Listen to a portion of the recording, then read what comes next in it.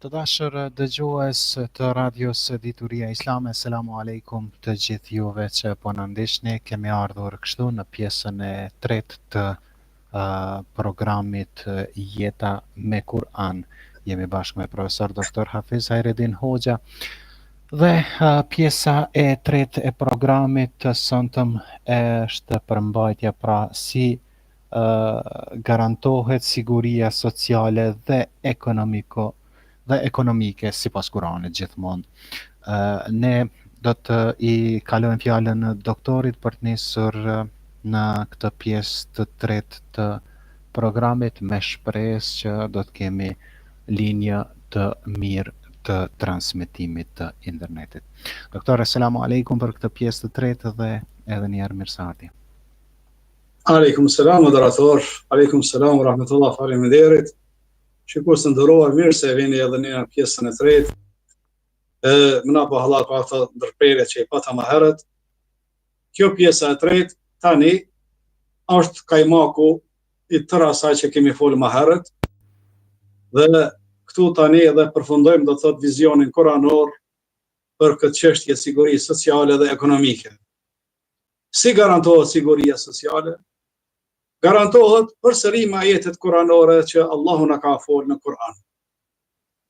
Këtë kaptin të shkurt, që sot shumica prej nesh e din përmendsh kaptina Quraysh, Allahu xhaleshanu thot në këtë kaptin: A'udhu billahi minash shaytanir rajim. Bismillahir rahmanir rahim. Li'ilafi Quraysh إيلافهم رحلة الشتاء والصيف فليعبدوا رب هذا البيت الذي أطعمهم من جوع وآمنهم من خوف صدق الله العظيم. Që do të thotë, kjo kaptina, o vëllezër të ndershëm, para kësaj është kaptina El Fil, kaptina e rastit të ushtrisë së elefantit që kanë ardhur nga Etiopia për me shkatrua Qabën.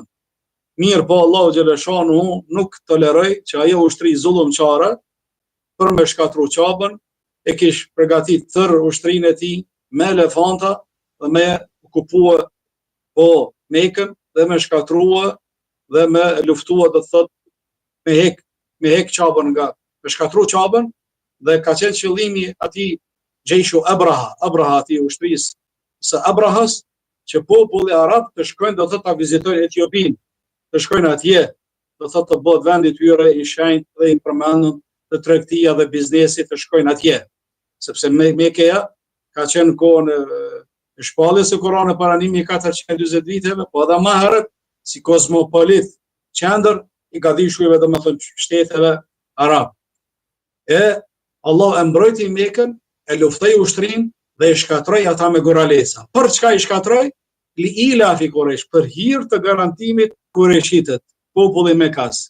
Garantimin e udhëtimit të tyre të lirë që e bënin ata dimrit dhe verës. Bizneset që i zhvillonin dimrit dhe verës. Pra, na e mbrojtëm shtëpinë e Allahu xhaleshanuhu, e mbrojtëm Qabën, po për çka? Për udhëtimet që i bënin ata verës dhe dimrit dhe verës. Prandaj çka kërkohet për me garantuar qetësinë e sigurinë sociale dhe ekonomike? Adhurimi Zotin e kësaj shtëpie, adhurimi në Allahu xhaleshanuhu. Kështu garantohet siguria sociale dhe ekonomike kur i besojmë i madhi Zot, kur po atij drejtohemi. Pse atij më u drejtu, i cili i ushqeu pas urisë dhe i siguroi prej çdo frike. Allahu xhaleshanuhu i ushqeu ata, i furnizoi ata ka të mirat e tij dhe atyre u dha sigurinë e çdo frike. Ja parashifni edhe hartën që e keni përpara, Mekja në mes të gatishullit arabik aty, anën, do thotë, po lindore, i kemi aty, kanë bo në jug, në veriore, më falni, kanë bo në jug, kanë shku në Yemen, do thot, udhëtimi që e ka pas, po dimrit, pastaj edhe verës, kanë shku atje në Biladë Sham, në veri, në trojet e Shamit, do thotë në Siri, në Jordani, po në Liban tash në këto vende që i kemi, në asot që i kemi. Prej Mekës deri në ato vende, parafërsisht, domethënë në veri nëse në trojet e Shamit apo shtetet në Sham, në Siri, në Jordani, sot është parafërsisht i vjen janë 1800 apo 900 kilometra, po thoj 2000 kilometra, parafërsisht vinë që kanë udhëtu me deve me muaj. Ndërsa Jemeni është në jug të Arabisë Saudite, edhe aty do të thotë është një distancë, nuk kam qenë në Jemen, ndërsa këto vendet kum hec me makinë me kerr, kum hec prej Mekës në Medinë ka 425 kilometra, pastaj prej Medinës në kufit e Jordanit 800 kilometra në Tebuk 1200, pastaj prej Kufirit deri në Amman i ka 300, 1500, në Shami, Siri 200, domethënë 1600 kilometra bëhet fjalë për veri. Kështu për me rrugë, domethënë 1600 kilometra bëhet fjalë për veri. Kështu për me rrujt të karavane të tregti që i zhvillonin, Allahu Gjeleshanu tha, besonin Zotin, mos harroni Allahun, se Allahu ka ushqyer juve, po duke u asiguruar biznesin dhe tregun, do thotë të vendet që i keni bë verës dhe dimrit. Prandaj, kjo është numër një garancioni sipas Kuranit. Pse? Sepse objektivat e fesë islame, objektivat e shariatit apo të Kuranit, mblidhen në këto 5 pika. Ruajtja e fesë është numër 1, ruajtja e pasurisë numër 2, ruajtja e mendjes është numër 3, ruajtja e jetës është numër 4, apo ruajtja e nderit është numër 5, apo siguria e fesë. Feja nuk bën të luftohet. Nuk bën të luftohet feja vërtet, feja Allahu Gjeleshanu. Është gjuna dhe mkat shpirtërore, djetë drejt shpirtërore që na ka garantuar Allahu Gjeleshanu për ne. Nuk guzon askush me na ndal neve dhe thotë mos me fol apo mos me praktiku fen tonë. Me fjalë të mira, me këshilla të mira, po kjo është e drejtë bazike personale. Siguria fesë, siguria pasurisë, siguria mendjes, siguria jetës, edhe siguria çka nderit, thajnë 5 objektiva kryesore që sot neve Kurani na thret. Si jetën ta kemi mbi këto. Çka kanë të këqija, çfarë të këqija kanë këto 5 objektiva kryesore? A ka ndonjë shtet apo ndonjë banor apo ndonjë individ që nuk interesohet për mirëmbajtjen e pasurisë, për mirëmbajtjen e mendjes, të jetës dhe të nderit? Dhe të fesë. Çdo i shëndosh, çdo njeri me kokë të shëndosh, me mendje të shëndosh, ai ka këto objektivat, 5 objektivat në sy duhet mi pas. Edhe Kurani neve na ka siguruar këta gjëra. Nuk bën të shkelin këta gjëra. Nuk bën të anashkalohen. Se përndryshe na kaplojnë krizat ekonomike dhe sociale dhe shpirtërore, sikur se qysh na ka kapluar tani.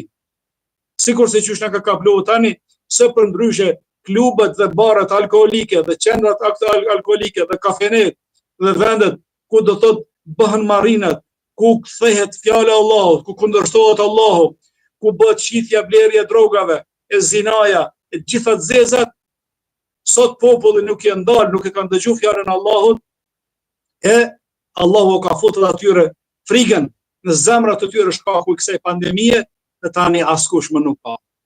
Askush më nuk ka. Si kemi thonë, kjo është komenti ynë fetar, sipas vizionit dhe ajeteve kuranore. Ne këto komentojmë dënim, normal ka vend për komente tjera. Pa dyshim ka vend për lloj konspiracioni këtu ka të thotë, lloj mençuria po fshehtësie ka këtu, mirë, po na këto kështu japim një koment. Mirë, po dhe komente tjera janë të mirë sa ardhura. Mirë, për numër 1, prandaj për mos më na kaplu edhe një herë ky dënim universal, global, na duhet ta riaktivizojmë jetën tonë dinamike me fe, ashtu si Allahu Gjeleshanu e lyp. Jo droga, jo alkohol, jo bigjoz, jo çka i përmendëm më herët. Po, për pastërtin, kemi fol ligjëratën që ka shkuar. Për gjitha këto gjëra sot që na kputën me lajme. Lani dur, me sapun e me shampon. rini 2 metra larg, po dorën, po kur tesheni, kur kolliteni, kur, të gjitha këto dispozitat, gjitha këto rregullore që 1400 vjet Kurani neve me ka përmend. Prandaj nuk po do me qenë këtu, do thot një njeri që do thot po thret në padije. Po thras që ka thënë Allahu xhaleshano në Kur'an, kul hadhihi sabili, thuaj kjo është rruga ime, rruga e drejtë e Kur'anit. Ed'u ila Allah ala basira, po thras në rrugën e Allahut me dituri, me argumente qarta. Ana wa man ittaba'ani. Prandaj do po flas të mesazhet janë universale, drejtuar popullit tim, shqiptar për kudo që të jenë, po dhe në jetën kohë dhe çdo kujt çka dëshiron shpëtimin dhe daljen nga kriza, kjo është rruga e daljes nga kriza. Pse dalit? Këta janë sekretet e ligjeve koranor. Shifni çfarë sekrete kanë ligjet dhe jeta jonë me Kur'an nëse zhvillohet. O vëllezër të ndershëm, është jo, domethënë man-made laws, e thon anglisht, ligje që i kanë bërë njerëzit, i kanë kurdis njerëzit, janë ligje hyjnore, divine laws. Këta janë domethënë ligjet, domethënë el-wahi, i thon arabisht, të shpallura nga Allahu xhaleshanu. Janë me karakter human, kanë për qëllim të ligjet kuranore rregullimin e jetës humane, rregullimin e jetës tonë në çdo aspekt. Janë balancuara dhe universale çdo fushë të jetës. Që nga ushqimi, nga gjumi, nga lidhjet, domethënë bashkëtorë, nga lidhjet sociale, jeta jonë personale, individuale, higjiena e tjera që ka folëm deri tani, është universal. Është jeta me Kur'an është jetë reale, diçka që kemi nevojë për çdo ditë për pastërti, e për rikujtim, e për zgjim, e për drejtësi, e për mu largu nga korrupsioni, për mu largu nga hajnia, për mu largu nga harami, kem nevojë për këtë ditë. Këtë bëj këshillat fetare kuranore me jetën tonë reale, jetë të moderuar e të mesme, nuk janë do të thotë ekstremizëm, nuk ka ekstremizëm, janë fleksibile, të kapshme, të praktikuara. Kur je i sëmur, po mos agjëro. Kur nuk ke pasuri, nuk je obliguar me dha zekatin. Nuk je obliguar me shku në qabe, me harxhu, se s'ki. Shifni të çfarë fleksibiliteti është. Po, domethënë, është fleksibile që praktikohet çdo kohë dhe çdo vend. Kjo është ajo harta e shariatit apo jetës me Kur'an se si funksionon jeta jonë. Por shumica nuk po lexojnë dhe nuk po dinë. Po. Parimet konstante të fesë që nuk të gjithë kemi besimi në Allah, në një Zot, besimin në melaqet e tij, në engjujt e tij, besimin në librat e shpallura që ka shpallur Allahu xhaleshanu dhe libri i fundit Kur'ani. Po, ndërsa para Kur'anit ka qenë Bibla, Tevrati e tjera, na besojmë për ata, vula tyre ka qenë Kur'ani. Po, besimin në pejgamberët dhe profetët e dërguar, besimin në ditën e Kiametit, ringjalljes, apo dita fundit e kësaj jete dhe caktimin e Allahu xhaleshanuhu, çka vjen më mirë se vjen pi Allahu. Na i mirë presim edhe këto katastrofa, edhe këto çedere, këto belaj, mirë presim me besim të Allahut dhe inshallah ndalim prej krizës si më mirë. Dhe inshallah largon Allahu xhaleshanuhu sa më shpejt, domethënë këtë mikrobe, këtë virus, këtë keqe nga muslimanët, nga tërë njerëzia. Na atij lutemi ditë e natë. Po, mirë po, besojmë. Edhe nëse ka shkrujt Allahu xhaleshanu me vdek, po, na do ta mirëpranojmë ata që janë bashkaktar me kriju këtë virus në për laboratore, në për me shpall luftë biologjike, të vjen koha dita e Kiametit të llogaritën për Allahun. Këta janë parimet konstante të fesë. Ato ishin sekretet e mërshme. Ato para tyre ishin objektivat e fesë, do thotë jetës sonë me Kur'an. 5 shtyllat e fesë islame, me shahadete, me namaze, me zeqate, me agjerime, me hax. Këta janë gjëra që nuk ndryshojnë kur hiç. Me këto mbahet feja, këto shtyllat. Po, shtyllat. Vlerat konstante që nuk ju del moda kur nuk ju del afati. Po, me qenë të mëshirshëm, me qenë të butë, me dash njëri tjetrin, me pas besim, po me qenë për shembull të mirë, me qenë i ndershëm, me vizitu të smurit, po mi dhon atij të vorfurit, me qenë durueshëm, me thon bismillah, po me minajt namazet gati, mi u lutë Allahu xhaleshanu, me praktiku sunetin, po me lexu Kur'anin, me praktiku Kur'anin jetën tonë, po këta janë edhe vlerat konstante, të thotë që na mbajnë shpirtin tonë. Kështu është një jetë, optimistik, me një jetë mirë. Edhe kjo është edhe imuniteti më i fortë që po flasin ekspertë dhe mjekët, që ti ta pastron zemrën, që ti jesh pozitiv, që ti të mendon mirë për tjetrin, po që ti ta falësh të tjerëve, ta bësh halal, mos u marr me kose, a peshini që njeriu që ka i dot, një problem i vogël, po një virus nuk di çka më jamajt. E hupi shkiplën pusullën midis shtëpisë nuk di çka më jamajt. Allahu na ruaj. Në fund, kësaj pjesës së tretë, besoj që ishim të qartë, të thot me këto shembuj, me këto parime e me këto raste që kemi tregu hartën se si funksionon feja. Praktikohet Kur'ani në jetën tonë. Aspekt individual, shoqëritar, nuk jemi popull zullumçar, nuk jemi terrorista, nuk jemi fanatik, nuk jemi gjakpirsa, nuk jemi mbyca, por jem paqësor, jem human, jem shpirt mirë.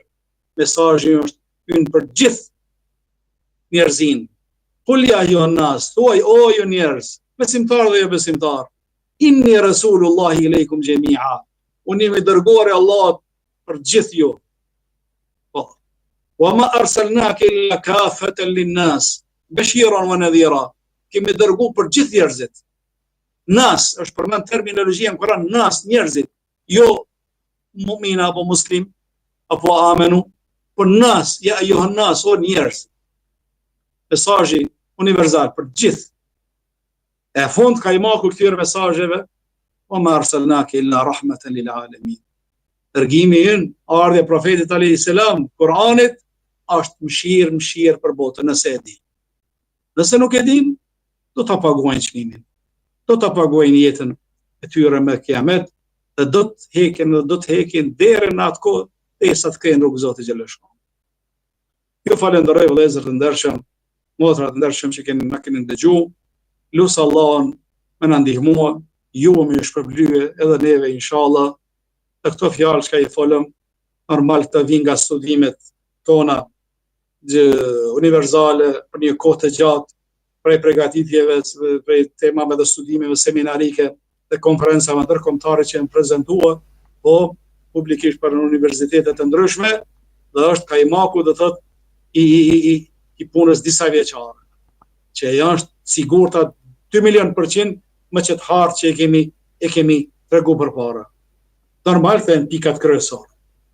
E tash për detale, për sistemet e shëndetësisë, sisteme tjera, ato futen sistemin social.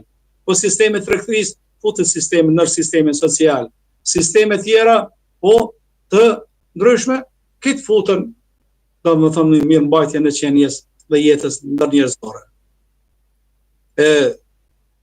Kem nevojë na me bëni kthim radikal, i drejtohem intelektualëve, i drejtohem qeveritarëve, tutjuni Zotit, ktheuni te Zoti xhaleshano para se me qenë vonë, se përndryshe edhe unë edhe ti kemi vdek. Dhe po shihni vdekjen me sy. Jeni tani duke pa edhe na edhe ju vdekjen me sy.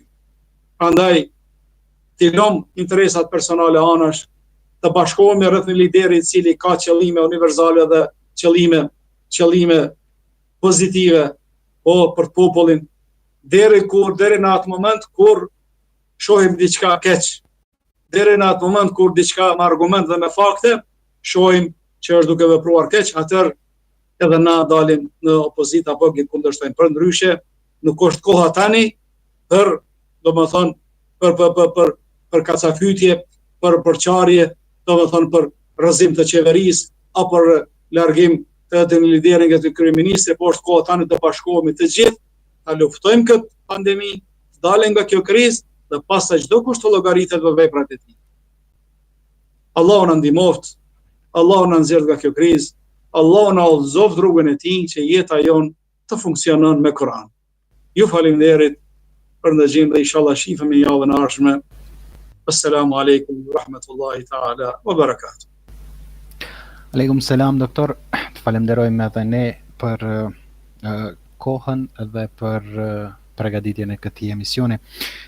Do të nisim shkurtazi me disa pyetje, do të i marrim për t'i lexuar që kanë arritur.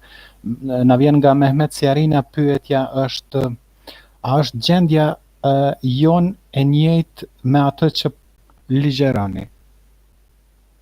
Ju përshëndes me selamu alaikum, thotë. Aleikum selam wa rahmatullah. Wallahi, a gjendja jonë e njëjtë me ato që ligjerojmë? Po thuaj se thom me ato që kemi treguar dhe që kemi lexuar dhe çka po shohim, po thuaj se gati janë me një gjendje. Mirë, po me ngjyra tjera, moderne, civilizuese, shekullit 20-21. Mirë, po sa i përket anës të faktorëve destruktiv që ka folëm, sa i përket anës të faktorëve destruktiv që ka folëm për gjendjen, shkaqet që na shkatrojnë, që na kanë pru këtë gjendje, jenë prezente edhe këtë kohë. Sikurse në gjahiliet, edhe që ta është jenë shumica atyre gjanave, me pak dallime. Jenë evident, jenë hak, jenë prezent. Andaj nuk ka zgjidhje tjetër. Vetëm të bashkohemi të gjithë dhe ta luftojmë të keqen, po ta urdhrojmë ka hamira, të ndalojmë të keqen dhe përndryshe se dënimi i Zotit ku vjen na kap krejtëve, s'na dallon. Haxhi, hoq, profesor, doktor, hafuz, po na kap krejtëve na kap. Allahu na ndihmoft atë. Allahu na ndihmoft. Kjo është gjahilieti, disa dietar kanë shkruajt جاهلية القرن العشرين كان شبه libra جاهلية shekullit 20. Ignoranca e shekullit 20 ka temat ignorancën e shekullit, domethënë 6-7 nga dishullin arabik. Amin. Pyetje e radhës që na vjen nga një prej dëgjuesve tjerë, thotë ne muslimanët të zakonisht e kemi të avdesin edhe si fenomen që e realizojmë gjithmonë sa herë të falemi. Por thotë, a duhet që t'i bëjmë edhe këto masa tjera ekstra që po i dhon institucionet tona për situatën në të cilën ndodhemi?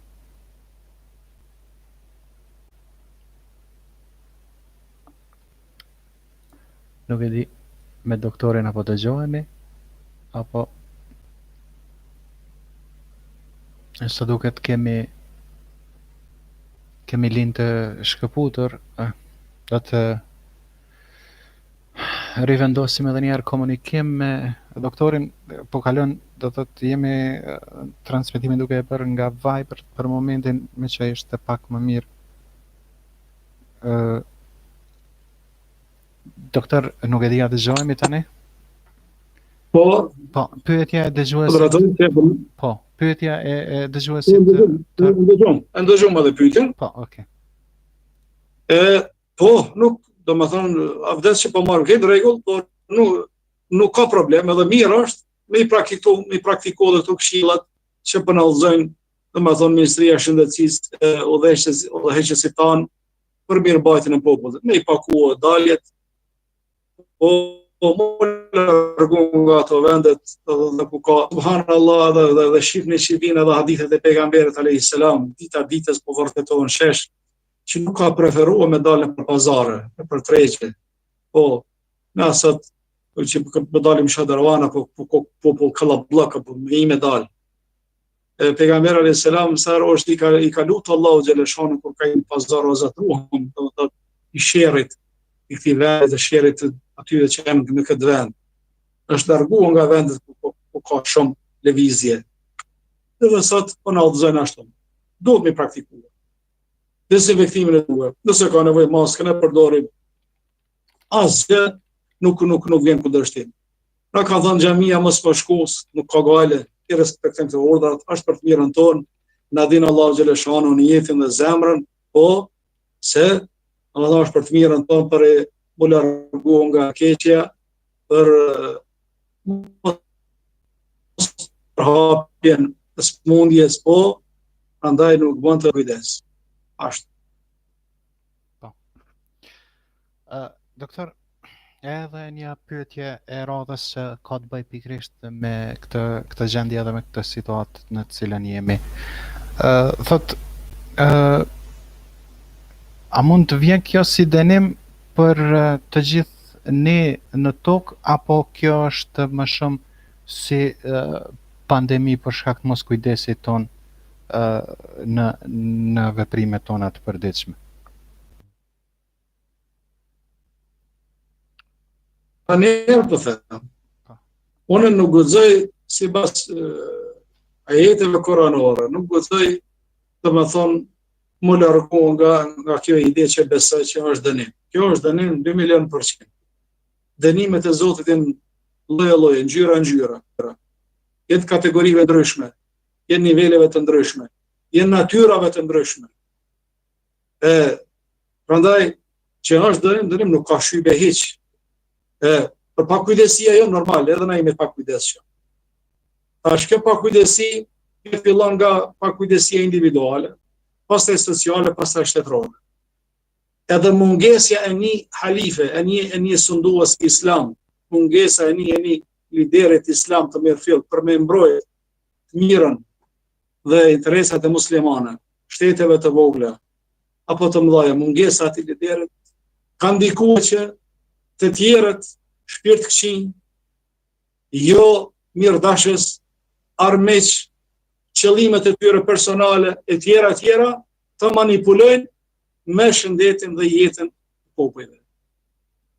Mungesa, mos harroni, këtë që treguna, këtë hartën se si praktikohet feja islame, sekretet e fejës, e Kuranit, po qëllimet, po këta lypin do thot me pas për një forcë ekzekutive, një lider që i implementon këta dhe jep urdhën që me apo hajrin çdo kush.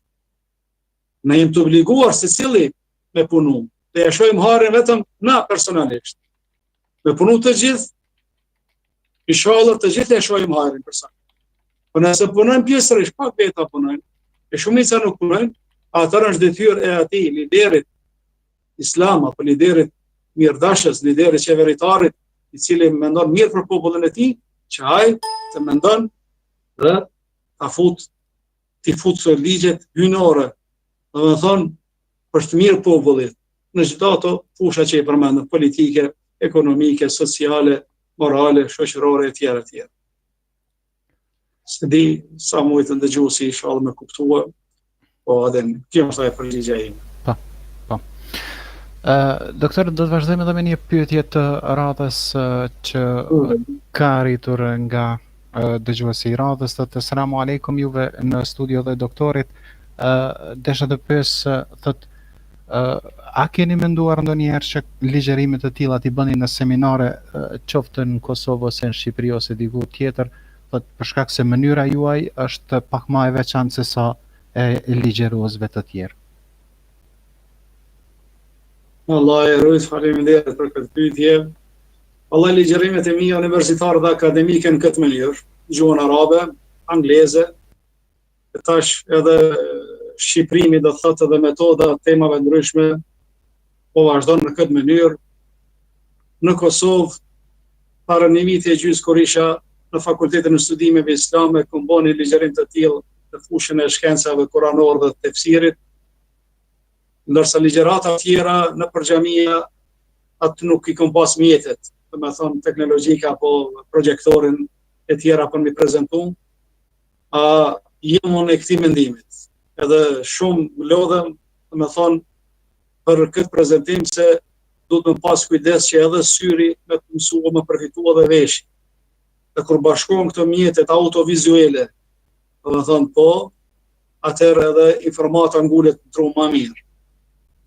Dhe shpresoj edhe lutem dhe bëj apeloj që edhe kolegë tjerë këtë metodë me filluar. ligjëratat e tyre. Me këta largohet monotonia, me këta largohet edhe monotonia që ka thash, po bili në Jakarta, xhamia të mëdha, Indonezia është një vend me 280 milion apo 300 milion banor, mas shumë të musliman botë që ka.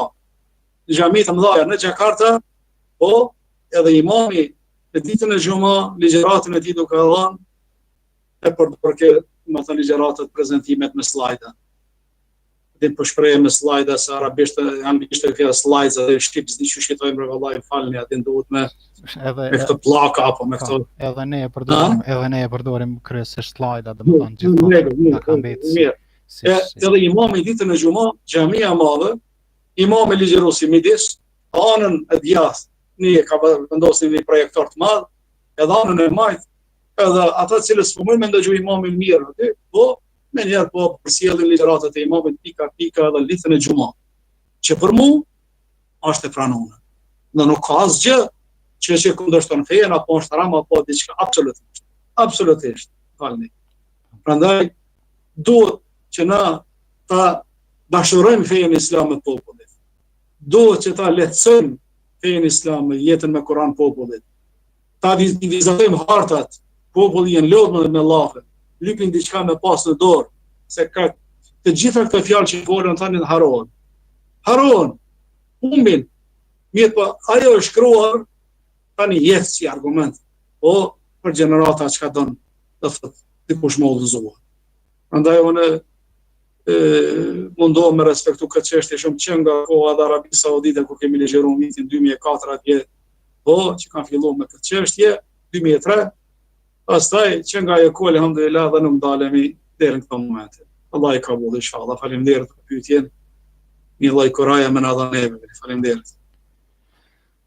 Pyetja radhës na vjen nga një dëgjues nga Anglia, i cili do thotë na ka treguar për një rast që ka ndodhur në Angli, thotë është edhe një vdekje e një motre. Thotë për si duhet veprojmë me rastin e xhenazeve, domethënë në këtë rast të viruseve. Si me vepru muslimanët do të thotë në këtë rast? Wallahi billahi, nëse tash ajo ka pas të gjelin nga kjo rast me vdek, ndoshta ata kanë izoluar atë, ne kanë mshel krejtësisht sa që nuk lejohet më afro vetëm, as nuk i lahet rasti as gjenazja, me temum të më japin për mi, me sa di, do të temum për mi tabut, po, më thënë, pas dhe i falin. A me lajtë, nuk guzën e me lajtë, qka ku do të nësa është në smundje epidemisë, apo sikur kjo, po, blokohet gjenazja, mirë po, tabutin, jetë tabuti, i hermetikisht i mbyllur, po, japim temum, dhe me thënë, sikur se djerë gjallë, temum për dini, edhe, pas të gjenazën e falim, edhe, e vorosim, dorë të Allah gjërë shponë, kjo është e ndimi im, me sa dionë dhe thëtë, po, temum i japim, ja falim gjenazën, dhe inshallah, pes kryen smuni vetran dhe inshallah na ka shku shehid dëshmor nga po shkallën e dëshmorit që kanë disa hadithe që da ka gëzuar Muhamedi alayhi salatu wasallam që kush vdes nga mortaja nga këto smundje të rënda që nuk kanë shkërim, inshallah shkon si dëshmor si shehid. Inshallah. Allah në xhenet, Allah sabër familjes. Amin. Doktor, edhe një pyetje që do të jetë e fundit, shpresoj që do ta lexoj mirë sepse ka shumë emra arab në pyetje, edhe unë nuk e di sa jam i saktë në leximin e tyre, gjithsesi po provoj. Thot mos pajtimin mes Omer ibn Khattabit dhe Ebu Ubejdes në Ibn Jarrahu rreth kolerës, thot transmetohet thot në Buhariu dhe a nën kupton kjo thot mos marrëveshje me këta dhe mes kades dhe kaderit. Do ta nis edhe me shkrim si pyetje që nëse nuk e kam lexuar me emra saktë ta keni edhe ju këtu për ta lexuar, doktor. Po, në rregull, po jo bre, ata janë sahabët shokët e pejgamberit alayhis salam. Na nuk guxojmë me dyshu dhe besimi i tyre. Ata kanë pas besimin që Allahu ka garantu për ata. Allahu është i kënaqur me ta. Radiyallahu anhum wa radu an. Ata janë kënaqur me Allahun, Allahu është i kënaqur me ta, edhe ata janë të kënaqur me Allahun. Ata do të thotë se kanë pas dy mendime, këta janë ijtihadat. Këta janë domethënë në gjuhën arabe, mendime domethënë personale. Janë mundu dikush kështu, dikush ashtu. E çfarë ndodhi mes sahabeve? Dy mendime, tre mendime, na gjenerata tjera pas sahabeve, duhet me hesht. Dhe nuk duhet me hap këto temat dhe këto dosjet, po dhe me gjuku ata. Nëse ja kanë qillu, rregullorja festat, ata kanë shpërblimin dy herë. Nëse nuk ja kanë qillu, po, prandaj, që ka ndodhë mes sahabeve, mos përputhje, mos pajtim dhe në çështje, na jemi të obliguar kur mos t'i hapim këto dosje. Kur mos diskutojmë rreth këtyre gjëra. Një gjenerat që ka shku, që ka kalu, ka shku te Allahu xhela shanuhu, tilka ummatun qad khalat. Ai gjenerat ka shku, leha ma kasabat, ka fitu, që ka bë për veti, wa lakum ma kasabtum edhe ju që ka të bëni për veti. Prandaj na mendojmë mirë për ata, kemi besimin e plot për sahabët, nuk guxojmë një Allah sahabët fare, sikurse disa që janë të fraksionit shiit që në kritikojnë dhe i shajnë disa sahabe, po na vetëm mendojmë mirë për ata dhe nuk guxojmë me mendu keq për ata. Nëse kanë gabu diçka, ata janë mujtehida, janë analista, janë domethënë imam. Po, nëse e kanë qellu, dy herë kanë shpërblimin, nëse jo një herë. Po na nuk guxojmë na do thotë me hap këtë dosje se kush jemi na adin. Ata shokët pejgamberit alayhis salam. Gjenerat që është kënaq Allahu me ta. E ti me gjithmonë kush je në fund, Andaj kështu preferohet, dhe kështu na kanë mësuar dietarët neve për këtë çështje. Faleminderit, Allahu xhela shanuhu. Ju shpërbleft, besoj që me kaq moderatorë po bëjmë programin mirë. Është po ta marrim edhe këtë pyetje me që po më duket pak interesante me që është lidhur me virusin që e kemi. Thotë nëse autoritetet marrin vendim që trupi i të vdekurit me infeksion me virus të digjet, a duhet me la, do të thotë pastaj me djeg apo si me vepru? Jo, për nuk më merr mendja që për musliman kjo vlen për budista, për sikista, indianët, për kinezë, indus. Ata janë këto parime që digjet kufoma, të muslimanët, unë nuk kam dëgjuar diçka në vendim të tilla dhe unë azat. Prandaj nëse ndodh diçka e tillë, në perëndim është ai kuvendi apo European Religious Council është ai komisioni fetar në Evropë. Edhe ju drejtua tyre me këtë pyetje edhe me këtë çështje, edhe nuk më merr mendja që dhe i thanë atë gjendje me djegat. Sidomos po them fjala për muslimanë, si din parimet islame. A indianët, sikët, e budistat, hindusët atje, kinezët në Singapur kur kemi qenë në Malezi, po në Brunei atje, po i djegin edhe hinin e kufomës, e rujnë me një kapak kështu. Edhe shkojnë i rujnë në vende ndryshme aty në qytete, në arkiv, edhe pagujnë me qira. Dhe me thonë, atë tasën apat vende në grobë, që ka që e rujnë. Ata janë për ferën, për tjera, për muslimant. Nëse marrë në vend diçka të tillë, po duhet me pyet atë komisionin fetar të lartë në Evropë, është online aty, do të thotë lirisht mundesh me gjithë, edhe cilën shtet jetë, intereson me ata. Inshallah nuk vjen deri atë situatë. Allah na ndihmoj. Amin. Doktor, ju falenderojmë shumë për kohën, për ligjëratën dhe për përgjigjet në pyetjet. Shpresoj e di që keni angazhime dhe lodhje, por shpresoj që na i bani halal për zgjatjen e emisionit pak më shumë. Amin, faleminderit, Allah do të qoftë, inshallah jo mos të harroni me lutjeve, jo faleminderit. Inshallah dëgjohemi edhe në javën e ardhshme, me shëndoshë rahat. Dhe ju përshëndes dhe ju lënë në kujdesin Allahu xhela shanuhu. Mirupafshim, Allahu të manet. Amin. Të nderuar dëgjues, ishim në